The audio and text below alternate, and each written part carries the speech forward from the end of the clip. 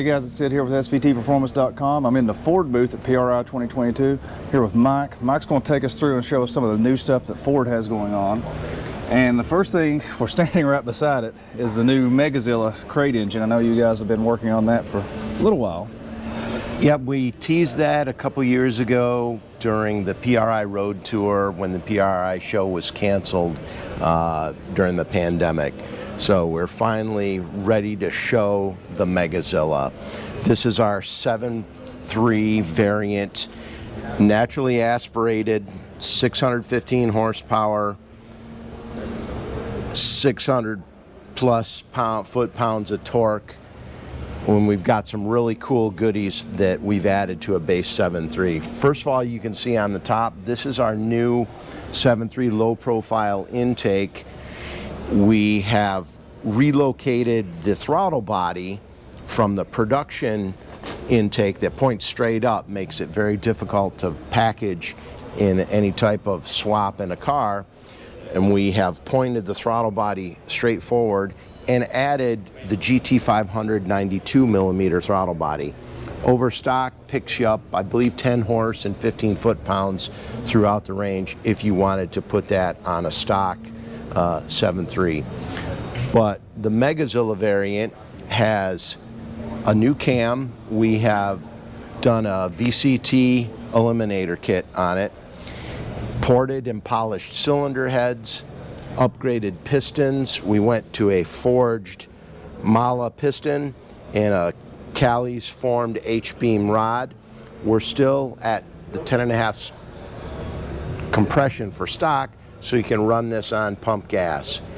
And the cool thing about this too is all the components, the block, the crank, it is a production steel crank, the intake, all the other goodies you can purchase separately if you want to do your own 7.3 recipe to make power. So this is going to be a great street engine, tons of torque, great for cars, trucks, and we believe this manifold is going to be the go-to street manifold out there. Well, that's been always one of the challenges. One of the two challenges we've seen with Godzilla is the intake manifold. The other one, I think we talked about this the other day, I'm hoping you guys will get around to it, is the oil pan. That's not exactly swap friendly on some applications, on others it works. Right, because it is tall and it does create some packaging challenges. We are looking at some things on that, and there's the aftermarket support for the 7.3 is only going to grow. Yeah. There's lots of stuff in development, lots of stuff out there. So yeah, this will become the go-to swap if you don't want to do a modular, yeah, but you want Ford power. Yeah, there's a lot of guys, Fox body guys love this. They want to stick with a pushrod motor. It just looks right in those cars. And a lot of, I saw the Godzilla seems like it's been more popular for trucks than just about anything. That's what I've been seeing, guys swapping in to F100s. Yep. Everything you can imagine truck-wise, because all those trucks came with big pushrod V8s. Exactly. It's made to fit right in there.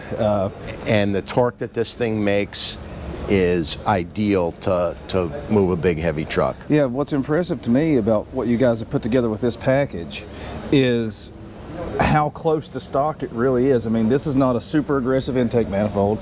I know you ported and polished the heads, but the heads flow really great straight from the factory. They do. I'm guessing the vast majority of that power increase is probably from the camshaft upgrade. It is, and we went with the VCT delete because in a street application with all these cubic inches, you're making a ton of torque, right? Yeah. And the variable cam timing is great in a production application where you're dealing with emissions and low speed drivability. And keep in mind that the production truck power is all down low up to about 4,500, right? Yeah. We make power all the way up to 6,000 RPMs with this package. Well, so the most impressive figure to me on here is it's making over 500 pound-feet of torque from 2,500 to 6,000. It is a torque monster. Yeah, that's crazy.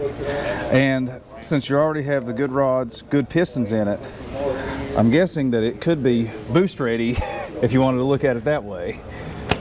Yes, we've taken that consideration into the design and what we we've produced here, because in the production form, that piston is the weak point if you want to add boost to it. There is very little material above that top ring, and we actually did some early testing in boosted applications with the production motor, and we kind of paused on that because we were seeing some issues with pistons. And a lot of people don't realize the reason you have to do that, you have that top ring so close to the crown of the piston, is it's emissions. You can't have those hydrocarbons getting trapped down in there, so you can't make that super strong piston like you used to back in the day. So that's an emissions consideration. Right. Something like this, you can add a little bit of material on top, beef that up. We can do what we need to do to make a hot rod motor. Yeah. Well, speaking of boost, I see you guys have a brand new blower over here. That is the F-150 supercharger for the P702 platform, right? That's the current F-150 with the 5-liter. We have it for the 21 and 22 trucks, but the cool thing, what we do is we offer 2 separate kits. One is for the single alternator configuration, but if you have a 5-liter with the Pro Power on board with the dual alternators, we have a kit, a bolt-on ready kit for that. No other modifications are needed. So beyond, a Raptor, that Pro Power on board F-150 is my favorite setup because we like to do a lot of backwoods camping. Sure. And you can just plug the camper into that. I can run the air conditioning in Florida in summer if I want to right off the truck. And one thing I really like how you guys cut this out. I'm guessing it doesn't come this way. No, this is for our display, right? This shows we partnered with Whipple on this kit, and this shows their intercooler brick. It's a dual pass intercooler brick. It's the most efficient intercooler design on the market. We've worked with Whipple in the past on the Cobra Jet projects, and they came to the table with the best kit. And that's why we offer this. I'm glad you guys have it opened up like this because I know, from the old SVT days, everybody likes that intercooler down in the valley and you see the supercharger up because it just looks old school cool. This is what you get when you get away from that. You could never package a core anywhere near this size down in the valley on something. Right, and the efficiency of this cooler is off the charts, right? When we were developing the Cobra Jet, which also utilizes the Whipple Gen 5 blower with the cool tank, the cool water tank in a race application, right? Mid-track, our intercooler temperatures were actually dropping. Right, so super efficient design, and it makes a ton of power. Uses a screw design rather than the full rotor design. You don't get the heat buildup, and it's just much more efficient. And this is a view a lot of people don't get either, just of how straight down these runners are right into the head. It's a beautiful design. Speaking of heads, I see you guys have some new cylinder head or valve covers. Yep, we have some new valve covers that we're going to be bringing on board for 2023 for the push rod crate engines. And this is a 2-piece design, so the top is removable and customizable. We're going to be offering probably 4 or 5 designs of the top.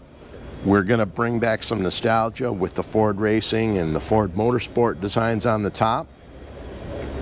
There's a captured O-ring in here for sealing, and you can remove it to adjust your valve lash. And it's a feature we're really excited about. It has a boss in it for your PCV if you need to run that, and we're going to be probably branding that oil fill cap as well with the Ford logo or the Ford Racing logo. So I imagine a lot of guys are going to want like polycarbonate plexiglass clear covers. Sure. Yep. So when you get to the show and you want to show off your fancy Jezel shaft mounted rocker arms, there you go. There you go. You pop that on and everyone can ooh and ah on your fancy rockers. I think that had to be one of the #1 questions. Like, are we going to have clear ones? Sure. Yeah, Sure. So these are very nice. I like the just cast aluminum. It's a modern look on an old school engine. I really like that. I heard you guys are thinking about other applications. Nothing to announce yet, but Right. I'm just going to see how these do, I guess. Right. We're starting with the small blocks, and then we'll branch out from there, depending on how they take off. We think these will be a hit for us. Yeah, and I really like how you guys have this engine dressed out with just regular distributor, a Holley 750 on it. Yeah, we have, of course, since the pandemic, had some real challenges with supply chain. Our block foundry struggled with labor. Our machine company struggled with labor in the pandemic. So we have resourced where our blocks are finished machine now. We should have some output beginning with the 460 family here in the next month and a half, 2 months, with the 302 blocks to follow, so we can get crate engines back on the shelf, short blocks, and then the bare blocks back on the shelf too. It's a long, complicated process to set up machining of a block when it comes from the foundry. That casting, there's literally 30 to 40 operations that block has to go through to become ready for the engine assembly. Yeah. So long, complicated process. So my apologies to Mike. My camera crapped out and we lost the end of that clip. But we had one more thing to cover. One thing we were talking about was how this had some machining issues with this, just getting things worked on. Big reason of that is Ford does not produce any Windsor-based engines in anything anymore. This is all now bespoke aftermarket stuff. You know, the old Ford Explorer was the last thing to use the 302 based engine, at least on the mainline production side. So they have to outsource all of this now. Unlike, say, Godzilla, which is a production block that's going on right now, that's easy for them to just ramp up production and change a few things here and there, like cylinder heads and the camshaft, stuff like that, because they can just run these blocks right down the Windsor line right now. Same thing with Predator motor or over here on this Coyote, which brings me to the last thing we talked about. He gave us a brief overview on their new Cobra Jet intake manifold, and I know you guys have probably seen this, but if you haven't, basically the reason they had to come out with a new version of the Cobra Jet was they wore out the tooling for the old version. So the injection molding process on this, that tooling only lasts so long. You only get so many shots out of it, and then you have to either create a new tool, or well, basically that's your only option: either create a new tool or you just have lots of fitment issues. And these are hand put together, so it's a two-piece. You got the lid and the runners. So they took the time to go ahead and sort of re-sculpt the top of it here, put the Ford Performance logo in it. They changed the angle of the throttle body just a little bit, just to give it a little bit more clearance on certain applications. And this is now set up for a dual bore throttle body instead of the big oval bore. But if you want to run a big oval on it, all you got to do, just take a cutoff tool, Dremel, something like that, and just buzz out the center section of that. Then you can still run your big oval throttle body.